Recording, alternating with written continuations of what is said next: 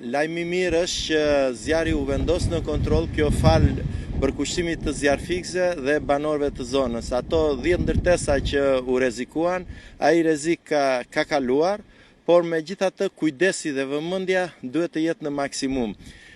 Në fakt kur vinë dhe shikon punën dhe përkushtimin qoftë të zjarfikësve, qoftë të banorëve të zonës, të vinë keq se sa dobët janë të pajisur zjarfikësit tanë.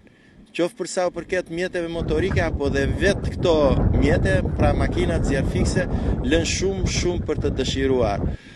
Le të urojmë dhe shpresojmë që të vihet totalisht në kontroll, në masën mbi 80-90%.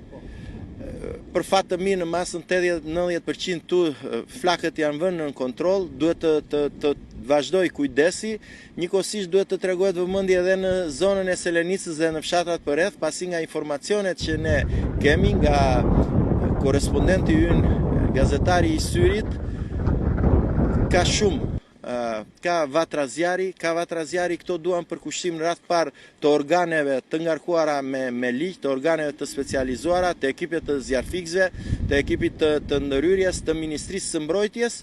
Fati mirë është që 10 banesa që ishin dhe si shtëpi pushimi këtu në Tragjas u shpëtuan nga flakët, nuk arritën flakët aty, por duhet kujdes për të natën dhe nesër në mëngjes dhe në vijim.